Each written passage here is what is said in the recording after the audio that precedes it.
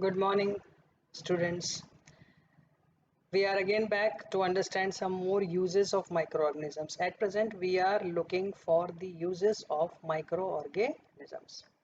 So now, let us try to understand. कल हमने किसकी importance को जाना कि किस तरह से antibiotics हमारे लिए बहुत useful है और अब आज हम जानने की कोशिश करेंगे कि what are vaccines, a very hot and current topic nowadays, which is basically creating a huge problem throughout the world. And all the scientists of this world, they are basically behind making a vaccine for a very highly infectious, or you can say a highly communicable disease or contagious disease, which is studied by us, which is known by us in the form of corona.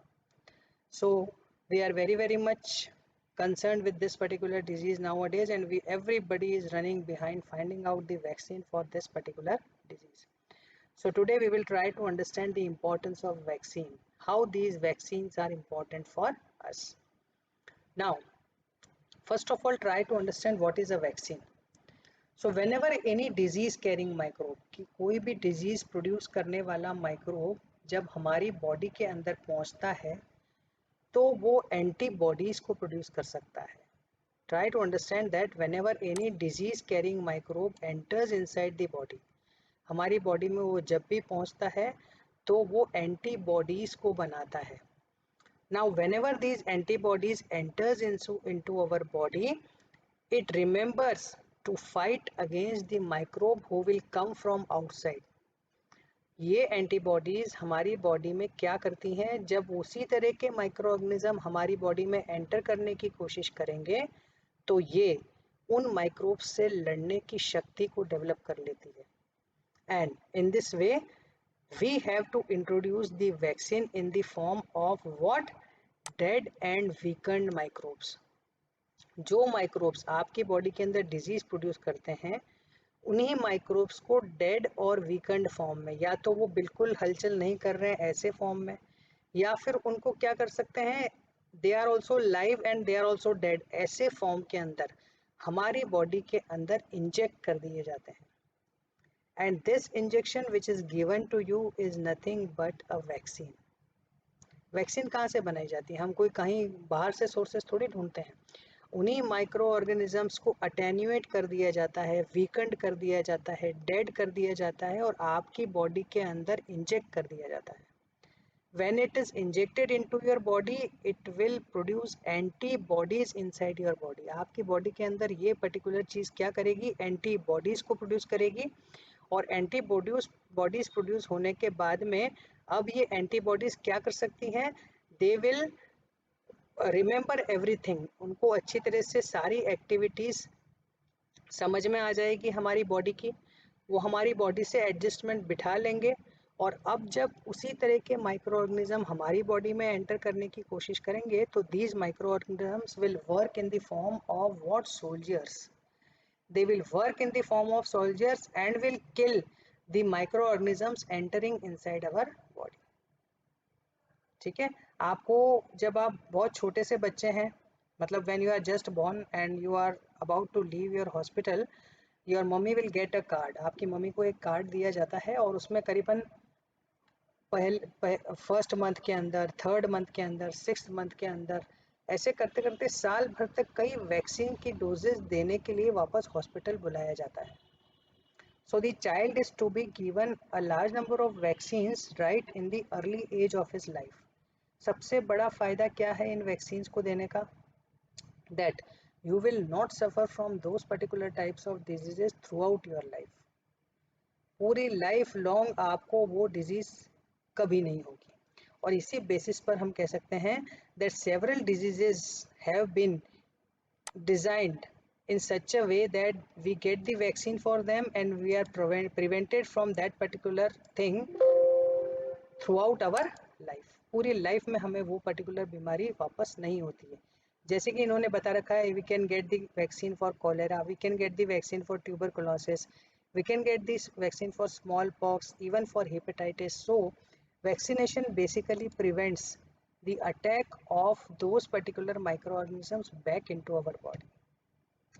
सो बहुत अच्छी तरह से आप इस बात को समझ लीजिए कि वैक्सीन कैसे बनाई जाती है. It is basically produced by dead and weakened micro organisms which are introduced inside your body. They will produce the antibodies. Antibodies will remember the mechanism of your body, and when the same type of organisms will try to enter inside your body, these antibodies will become active and will kill the invading microorganisms of your body. अब जब भी microorganism आपकी body में आएंगे तो वो मार दिए जाएंगे. इसीलिए किसी भी पर्टिकुलर डिजीज की अगर वैक्सीन मिल जाती है तो उसका इरेडिकेशन पूरी तरह से कर दिया जाता है, and you will not have any danger of suffering from that disease through out your life. Who was a very well known and famous scientist for giving the vaccine to this whole world? Edward zener. Edward zener नाम के scientist ने 1798 में सबसे पहली vaccine बनाई थी, and it was named under the name of smallpox vaccine. This smallpox is a very well known organism which was seen in the previous time, and people used to die because of this attack of smallpox. And Edward Jenner was the first scientist in the year 1798 who gave the vaccine for this disease, smallpox. So you should be very much conscious that right in the early age of your life you should take all the vaccines prescribed by the doctor, so that you will not suffer from such type of diseases throughout your life. Now it is very much essential for you to have these particular vaccines, because vaccines are very easily available. If you go to the nearby hospitals, vaccines are available very easily. General hospitals, there you can get vaccines very easily. Even in some private hospitals, vaccines are available very easily. Even you will get some advertisements on TV and newspaper about certain vaccines which are being given free from government departments. Government की तरफ से कई vaccine free of cost भी लगाई जाती है, and you might have heard about the pulse polio programme which was run by our government, and now they are trying to remove each and every patient of the polio from this country. हमारे देश के अंदर एक भी polio का patient नहीं बचे, उसके लिए कई बार पोलियो की वैक्सीन लगाने के अभियान चलाए जाते हैं. And you might have heard about this that polio booths are being made near your houses. आपके घर से आप 100 मीटर 200 मीटर दूर जाइए, और करीबन 6 महीनों के अंदर पिछले कुछ सालों तक आपने इस चीज़ को सुना होगा कि कुछ गवर्नमेंट सर्वेंट्स ही, जैसे टीचर्स हुए या कोई मेडिकल प्रैक्टिशनर्स हुए, वो वहाँ पर बूथ्स पर छोटे बच्चों को पोलियो की डोज पिलाते रहे. And those particular drops are given in the form of 2 or 3 drops. They are directly given inside your mouth. मुंह के अंदर दिए जाते हैं, और इससे पोलियो नाम की बीमारी आपको जीवन भर नहीं होगी. So in this way, the polio drops prevents the children from the attack of this polio virus, and that is the way by which you can prevent yourselves from the attack of such a dangerous disease which can stop all the activities of a person for throughout the life. तो world wide campaign इस particular small pox के लिए, even for polio, various governments के द्वारा चलाया गया, और हम कह सकते हैं कि इस बीमारी को पूरी तरह से जड़ से मिटाने की कोशिश की जा रही है. So in this way vaccines are playing a very important role to prevent the attack of any virus inside your body. Now these days you will see that these particular vaccines are also being made not only for the human beings, but they are also preventing large number of diseases in case of animals. Animals के अंदर भी कई तरह की diseases को vaccine जो है वो वायरल डिजीजेस जितनी भी हैं उनको बचाने की कोशिश कर रही है, and that is why vaccines play a very important role to prevent the infectious diseases which enters inside our body in the form of various viruses. So in this way microorganisms now will be very much helpful for us. इसी तरह से अगर vaccines के रूप में ये microorganisms हमारी body में जाते हैं तो हमारे लिए बहुत यूजफुल साबित हुए, because they are preventing the lives of large number of living forms on this earth, and that is why we should be very much thankful that we are capable of preventing ourselves from these diseases due to the doses which we receive in the form of vaccines.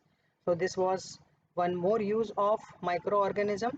And now we will try to understand the next use, and that is what? Increasing soil fertility. अब देखिए soil के अंदर ये particular microorganisms कितना important role play करते हैं उसे जानने की हम कोशिश करेंगे. That bacteria and blue green algae. अब आप एक बात ध्यान रखिएगा, in the 7th standard also we studied certain plants which shows the presence of very small legume like structures at the bottom.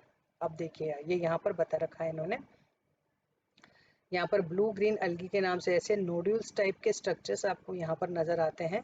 और ये जो बैक्टीरिया हैं वो प्लांट की रूट्स के अंदर पाए जाते हैं. प्लांट्स की रूट्स के अंदर जो बैक्टीरिया होते हैं, कुछ लेग्यूमिनस प्लांट्स जो होंगे उनकी रूट्स में ये बैक्टीरियाज पाए जाएंगे, और ये बैक्टीरियाज एटमॉस्फेयर से नाइट्रोजन को फिक्स करके सॉइल के अंदर नाइट्रोजन का परसेंटेज बढ़ाते हैं. They increase the percentage of nitrogen inside the soil and does increases the fertility of the soil. And this is the way by which these particular microbes are also known as biological nitrogen fixers. If soil is lacking nitrogen and if you grow more and more leguminous plants have got the capacity to fix the nitrogen from the atmosphere, and thus you will see that the nitrogen will be brought to the soil and soil will become rich of nitrogen, and thus soil will be increasing the percentage of nitrogen with the help of biological nitrogen fixers in the form of what? Bacteria. तो bacterias यहाँ पर भी हमारे लिए बहुत बड़ा role play कर रहे हैं. So in this way again microorganisms are found to be very much useful for us. And the last use of microorganism is in the form of what? They are being used for cleaning the environment. Environment को clean करने में micro organisms बहुत बड़ा role play करते हैं. How do they play the role? Let us try to understand that. Boojo and Paheli, again the two children have come into the picture. They saw the school gardener. School का gardener जो था, he was doing what? He was collecting the waste of plant, vegetable, fruits and large number of things around him. जो कुछ भी चीज़ें खराब रूप में इस तरह से पेड़ों की पत्तियाँ या वेजिटेबल के वेस्ट या फ्रूट के वेस्ट उसे नज़र आ रहे थे, he collected them, और गार्डनर ने लेकर के उसने क्या किया? He dug it inside the soil. उन सबको लेकर के उसने सॉइल के अंदर डिग कर दिया. अब after some days when they came again into this particular thing to know about it, that what has happened to the material which was digged inside the soil, तो उन्होंने देखा कि the whole particular material was converted into what? It was converted into manure. पूरी चीज़ें जो ज़मीन के अंदर गाड़ी गई थी वो मैन्योर के रूप में कन्वर्ट होकर सामने आ चुकी है. And this manure will act in the form of natural fertiliser which can be given to the soil for the growth of plants. अब आप देखिए, आपके घर से भी कई तरह का वेस्ट बाहर निकलता है, रोज निकलता है. हम सब्जियां काटते हैं, हम फ्रूट्स खाते हैं, हम कई तरह की चीज़ों को छील करके, जैसे केले के छिलके हुए या तरबूज का छिलका हुआ, हर चीज़ को इधर उधर फेंक देते हैं.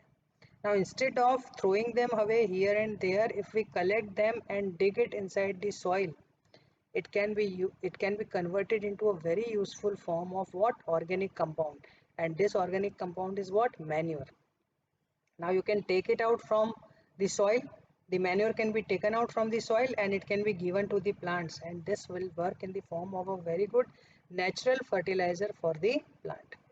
तो क्या सचमुच ऐसा होता है या नहीं होता है, उसको करने के लिए इन्होंने एक एक्सपेरिमेंट किया, जहाँ पर इन्होंने क्या किया कि दे टुक 2 पॉलीथीन बैग्स, और you can take 2 pots, 2 pots लेकर के, और एक के अंदर तो ऐसा वेस्ट डाले जो डिकम्पोज हो सकता है, मतलब प्लांट, एनिमल और जहाँ से भी मिलने वाला वेस्ट प्रोडक्ट है उसे लेकर के हमें दबाना है. और दूसरे के अंदर हमें क्या करना है? You can add plastic bags, you can add glass material, you can add empty metal material. ये जो कुछ भी ऐसी चीज़ें हैं जो हार्ड है, जो इजीली डिग्रेड नहीं होती, उन्हें एक पर्टिकुलर पॉट में डाल देना है. Now allow the action of microorganisms to occur on it. हम खुद इसको करके देखेंगे, और करके देखने के लिए हमें क्या करना पड़ेगा? 2 पॉट्स लेकर के, एक के अंदर तो हमने घर के निकले हुए सब्जी और फल और एनिमल और प्लांट प्रोडक्ट जो कुछ भी है उसको हमने फर्स्ट पॉट में डाल दिया, और दूसरे पॉट में ये सब चीज़ें डाली, जैसे empty glasses, bottles, polythene bags, ऐसी सब चीज़ें डाल दी.